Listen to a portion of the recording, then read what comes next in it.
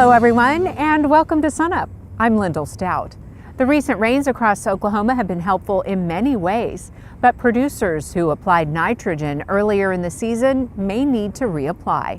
SUNUP's Dave Deacon learns more today from our soil nutrient management specialist, Brian Arnall. I don't think it's a secret to any Oklahoma wheat producer. We've had a lot of rain in Oklahoma.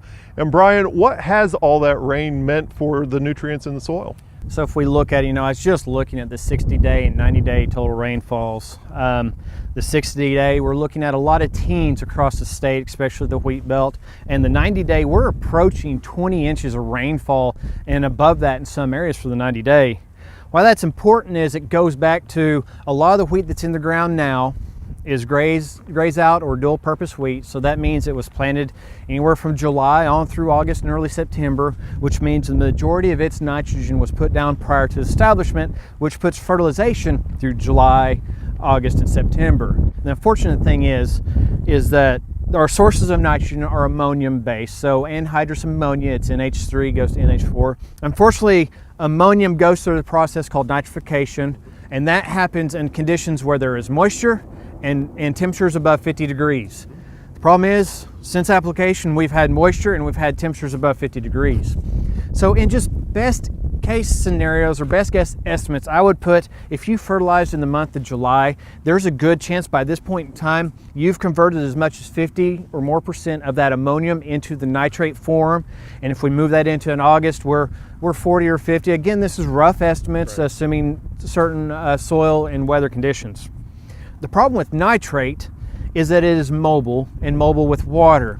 So these locations, if you look at it, we have rainfall totaling 8, 9, 10, 20 inches.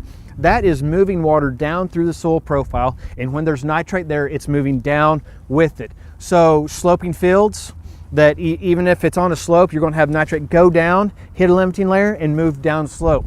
Deep, well-drained fields, so something that drains well, all that nitrate is going to be draining down to depth. It may come back later when we have evaporation, bring it back up, but for now it's effectively lost. So there is a potential, a good amount of our grazed wheat acres have lost anywhere between 20 and 50% of the nitrogen that was applied as pre-plant. What should producers do about getting the nitrogen back in the soil, and when should they do it? So you got a couple scenarios, couple options. You can account and just say, you know what, it's been lost. Let's look at it and let's get a time frame, especially grazing wheat. Let's just get out there when it dries off, we still have good growth conditions, and try to get maybe a replacement for 1 ton of production, something like that. It's just right, a guess estimate.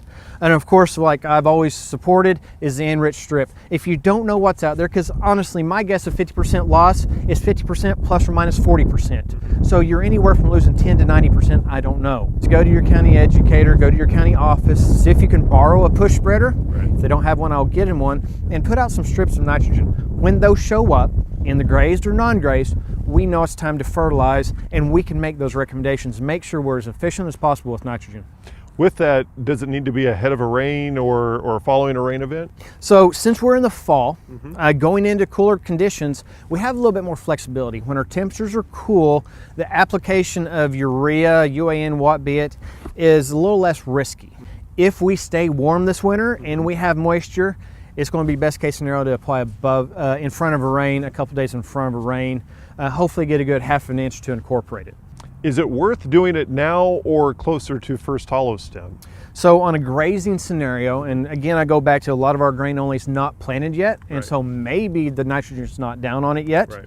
On a grazing scenario, we hate to lose forage production due to nitrogen deficiencies. So I want to be ahead of that on the forage side, and that goes back to if we dry out, we maintain good growth. You look at this field behind us, we've got great growth out here.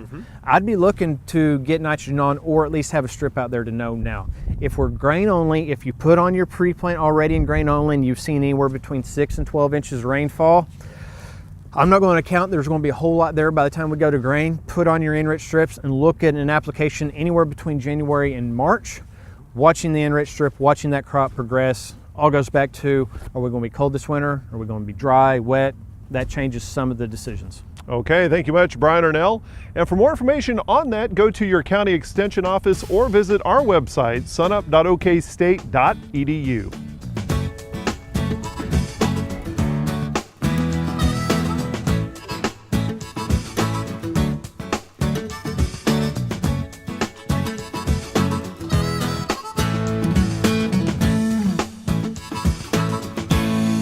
Kim Anderson, our crop marketing specialist, joins us now. And Kim, another week of what you say is wheat prices wallowing around. Everyone wants to know when we'll see an increase. I think we'll see an increase in U.S. exports when we see Russia running out of wheat to sell or export. And when do you think that might be?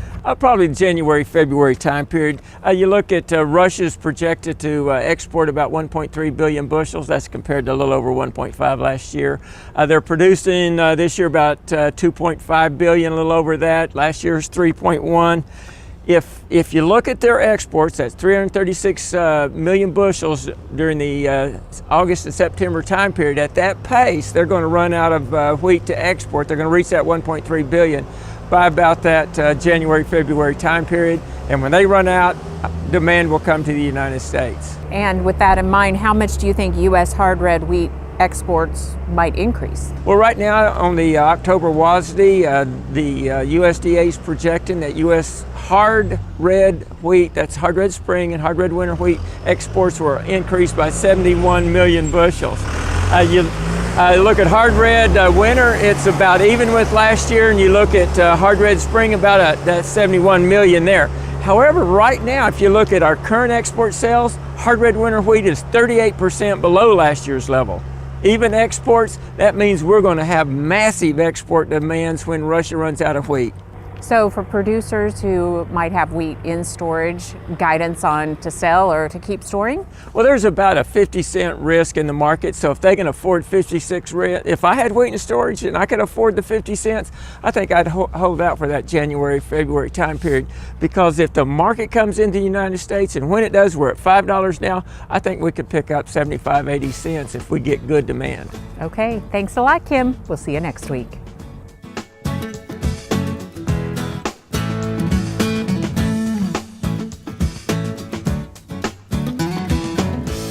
Last week on the Cow-Calf Corner, you recall that we visited with you about how body condition of cows affects their grade and therefore their price as they're culled and marketed this fall. If you look at the market news reports, you'll see that within each grade they will have different pricing for low dressing cows, average dressing cows, or high dressing cows. What do they mean by dressing? Well, it's dressing percent. What they're looking at is the percentage of the live weight of the cow that actually will be hung up on the rail as her carcass. And those cows that are low dressing will generally have a considerably lower price per pound within each grade. Some of these low dressing cows may bring $10 to $14 a hundredweight less than higher dressing cows within their particular USDA grade. What affects dressing percent? Well, the number one factor, of course, is fill. Cows that look to be very full, perhaps they've been tanked up on water before they went into the sale ring, those cows will be discounted as being low dressing percent cows because the buyers know that gut fill is not going to end up on the rail, but it's only going to be basically tossed away. Also, things such as heavy udders, big udders, will affect dressing percent. Cows that carry a lot of mud or manure on the hide, again, those are weight factors that do not show up on the carcass.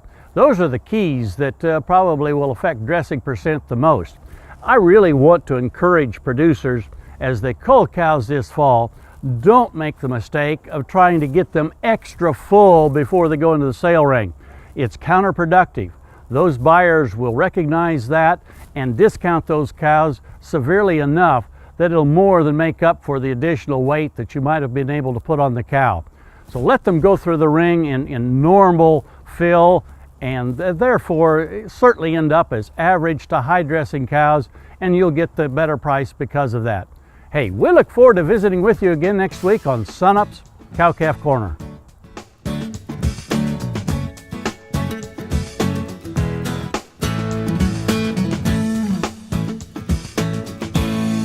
Hay is on the mind of a lot of producers across Oklahoma now. And Dave, there's some things that producers need to be thinking about if they're wanting to use their hay more efficiently. Right. We've discovered there are big differences in hay feeders. So it was an experiment we did several years ago, and we've covered it before on SUNUP. We used what I'd call an ag shop feeder, just a plain Jane, light, inexpensive feeder that actually wound up wasting about 21% of the original bale weight. And the way we counted waste was anything that wound up outside of the hay feeder in a 24-hour period where the cows could walk on it, you know, and so on. And so we could over time calculate the amount of total hay waste compared to the original bale weight. We tested other types of hay feeders, and the one we've got in the background here has both a basket mechanism and a solid ring around the bottom to help hold the hay in there.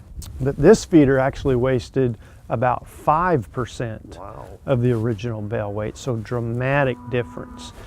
And then we discovered that a feeder that only has the ring around the bottom does not have some sort of a basket mechanism. It wasted about 13%. And so, yeah, dramatic differences. So we have the ring feeders, this one with the basket on top. What are some other ways of efficiently feeding hay to cattle? A lot of people when we're talking about round bales would roll hay out and then just let them clean it up. The more days of hay you try to feed at one time, the more waste there's going to be, because they'll turn it into bedding, you know, manure and urine and so on, stomp on it.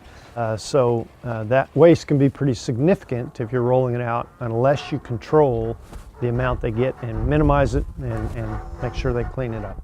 Say a producer takes a round bale, doesn't roll it out in the middle of a pasture, doesn't put a ring around it or whatever. Talk about the inefficiencies that poses. So that kind of work was done 25 years ago. Right. And it's dramatic waste, yeah, because they immediately begin to tear the sides of the bale down, then they lay on that's around the outside, and it just gets worse and worse as you get down to the core of the bale. Turns out some of those studies, that waste was around 50%. Wow. So the cattle didn't consume but half the bale. Mm-hmm. When it comes to locations for feeding, is it better to feed the cattle in a pasture or in a lot situation like what we have here? That's a good question, and one we probably need to work on a little more, because, you know, if you feed in a dry lot like this, all of the manure, the hay waste, I mean, those are nutrients that could be going back out into your pasture and distributed. You can distribute it through your pasture by moving the hay feeding area. If you're feeding in a dry lot there, those nutrients are all piling up in the dry lot. On the other hand, if you set a hay feeder out in the middle of say a native pasture like the one behind us, and just leave it there for a month and keep feeding hay out, you're gonna destroy a lot of the plants in that big circle, and so doing some damage there. So if you're gonna feed out there, they need to be either rolling out or frequently moving the bale feeder. Okay, thank you much, Dave Lalman. And for more information on feeding hay or hay feeders, go to our website, sunup.okstate.edu.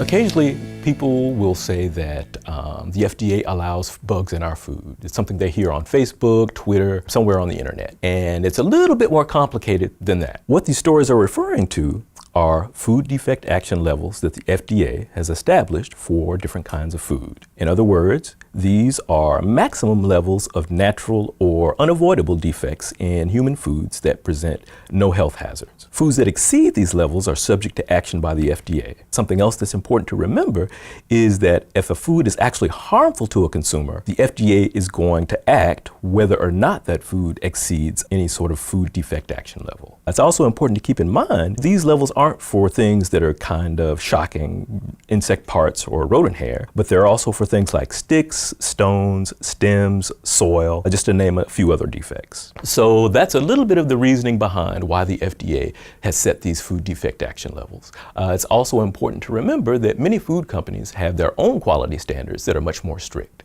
And if you're still grossed out, something important to remember is that before there was ever an FDA, people were still eating food and everything that came along with it.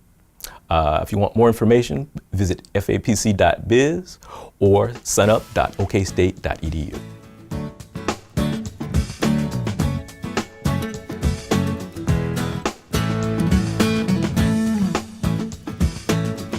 We're joined now by Misha Manuchehri, our extension weed specialist. Misha, with winter crops come winter weeds, and with all the rain, we're kind of wondering what you're hearing from producers around the state and what you're also seeing. Yeah, so it seems like producers are already planted and they probably have some winter annuals coming up. Even hearing about some summer annuals coming up. I've received many phone calls on pigweed, Palmer amaranth emerging in wheat. Typically this is a time period where it's too late for them, but they are up and I'm getting some questions on that. Do you think it's because of all the rain? They're just getting a little extra something? Yeah, rain, moisture for sure, and then up until we had this cold period, we were still relatively warm. Soil conditions were warm, so we had some later germination, and we're dealing with that now. Well, let's kind of start with the folks who haven't planted yet.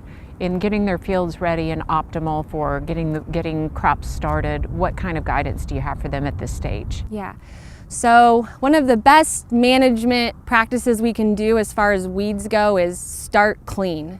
Once we have that crop in there, we have to think about not killing that crop when we're applying herbicide. So if we can start clean, whether that is with herbicides or tillage, giving that crop the competitive advantage before we plant is great. I know we're all getting anxious to get our seed in there. I am as well, but really making sure that our crop has an opportunity. And then in terms of those who have wheat sprouting up in the last month or so, what kind of guidance for them? So if we have weeds emerged, whether they're broadleafs or grasses, we do have some early herbicides that we can go out with. Just pay attention to that label and the timing. Some of our post-emergence products, we need a couple leaves on our wheat. If we're going out with a pre-emergence herbicide, we do need activation of rain. Those pre-emergence herbicides sit on the soil surface. Our weed seeds are beneath the soil surface, and so they need to be washed into the soil profile. And it sounds like you and your colleagues are going to talk about some of these topics and a lot more at an upcoming event? Yes, so Friday, October 26th, the official start time is 9 a.m., but we'll have coffee and donuts at 8:30, and we will be talking about weed management practices that you can use in small grains, and we'll be highlighting winter wheat, barley, and also canola. It is at the Stillwater Agronomy Farm. It is open and free to the public. If people can RSVP, that helps me get enough refreshments, but anyone can come.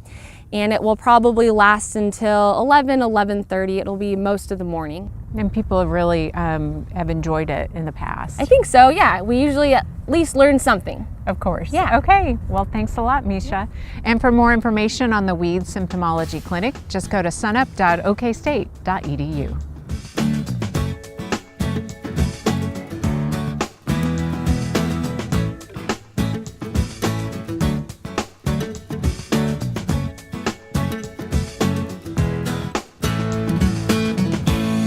Hello, Wes Lee here again with your weekly Mesonet weather report. Freezing temperatures arrived as expected in the state this past Sunday. It was almost on par for the first average freeze date in far northwestern Oklahoma, according to the National Weather Service in Norman. They indicated that the first average freeze would be between the 15th and the 22nd of October for this location. The front lingered with us for 3 days, providing a hard freeze to 18 counties from Eric to Foraker and west throughout the Panhandle. Not only was it the first significant autumn cold front of the year, it was one for the record books. While the daily lows were not that much out of the ordinary, the coolest recorded high temperatures were record-shattering. On Monday, October the 15th, the highs for the day were the lowest ever recorded on that day over a majority of the state since we began keeping records. Only the Panhandle and far southeastern Oklahoma did not see record-breaking low daily high temperatures. On the 16th, the front had moved further to the southeast, again breaking records for the lowest recorded high temperatures for the day in the southern tier of counties. While the weather may remain cooler than normal for a while, there are no significant freeze events in the short-term forecast. Next up is Gary's summary of the state's moisture situation. Thanks, Wes, and good morning, everyone. Well, we did our darndest. After all that rain over the last few months, we tried to get the entire state out of drought. We almost made it. There's just one stubborn area up in northeast Oklahoma. Let's get right to the new Drought Monitor map and see what we have. Well, if you look at most of the state, we have just a couple of areas, small areas of abnormally dry conditions out across the very, very tip of the western panhandle, down in far southwest Oklahoma. That's nothing to worry about. Those are areas coming out of drought. The problem area, though, remains up centered on Osage County, over into Rogers, Washington County, that area. But by and large, across the entire state, drought is not a problem, unless you're in that problem area in the northeast. And what's really odd is if you look at the departure from normal rainfall map from the Mesonet for the last 90 days, most areas of the state are at least a couple inches above normal. Areas down in south central Oklahoma are from 10 to even more than 20 inches above normal. But by and large, again, very good rains across the entire state. Now, as we look towards next week, we might have a little bit more of the same. We see increased odds of below normal temperatures, at least for October 24th through the 30th, but then increased odds of above normal precipitation, again for that same period. So next week we might have some of the similar conditions of what we've seen recently. The key, though, to that next week is to get that up in the northeast Oklahoma where it's actually needed. That's it for this time. We'll see you next time on the Mesonet Weather Report.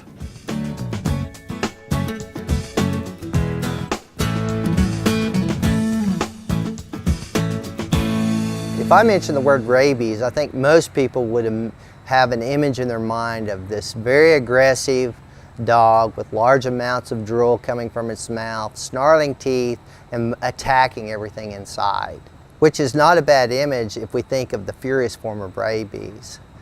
In the world, approximately 50 to 60,000 people die every year from rabies infections. In the United States, we have very few people die. And the sad thing about that is most of them never realize they've been exposed to the virus. In order to be infected with rabies, you have to come in contact with an animal that has the disease, and we get it from the saliva of that animal. So most people would be bitten by the animal, but you could just come in contact with the saliva and have a cut in your skin, and the virus gains entry to the body that way. There are basically two forms of the disease, as we've mentioned earlier. The furious form, in which we have very aggressive animals that will attack anything. But the other form of the disease is what we refer to as the dumb form or the paralytic form of the disease. And this particular form of the disease is not uncommon in our farm animals, such as cattle or sheep or goats or horses. And this form of the disease a lot of times will mimic a digestive problem in the animal. Cattle may have a little bit of bloat. They may drool a little bit. A lot of times people will think that the animal has something caught in its throat. And the next thing we know, we've got the mouth open, we're examining this mouth, maybe running our hand down their throat, try to find that object, when all along the animal has rabies and we're being exposed to that virus. The other thing is a lot of them will appear to be constipated, having problems defecating or urinating. Anytime you have an animal that is acting a little bit off, maybe a little bit in a stupor, you think this animal acts like it's a little bit dumb, be fearful that the animal could have rabies, and you need to get your veterinarian involved. There is no treatment for rabies. It's usually always fatal. But I would like to suggest to you that if you have show animals or horses, these would be very good candidates to vaccinate for rabies also. If you'd like more information about rabies, if you will go to SUNUP at okstate.edu, we'll put some information there at the site. Finally, today, the survey's in the mail. Producers and landowners around Oklahoma are receiving a survey asking about land rental rates. Today, Roger Saz explains why your input is so important and how this information will be used. It's a joint effort with the Oklahoma Field Office, with NASS, and also with OSU. And we're sending it out to about 5,000 potential respondents statewide. And we are hoping that they will respond to those with some viable data so that we can compile that information and report that in 2 extension reports. We're hoping to get the going market rental rates here in Oklahoma with the pasture and cropland, as well as some of the typical, I would say, terms or arrangements with, say, crop shares or with some of the other rental arrangements with the 10-year rental rate here in the state. And we can pass that information along to potential tenants and landlords, so they can set up some equitable and fair leases with those. It gives them a starting point. It gives them some guidance as to what the going rental rate is. It doesn't necessarily mean that that particular rental rate does apply to their own situation, but it gives them a starting point. It gives them a basis of negotiating what that fair and equitable rental rate might be. It really only takes a few minutes of their time, and we really encourage them to, sit down, spend a few of their precious minutes with this information, because we really feel that information will benefit their operations. That'll do it for us this week. Remember, you can find us anytime at sunup.okstate.edu, and also follow us on YouTube and social media. I'm Lyndall Stout. Have a great week, everyone, and remember, Oklahoma agriculture starts at sunup.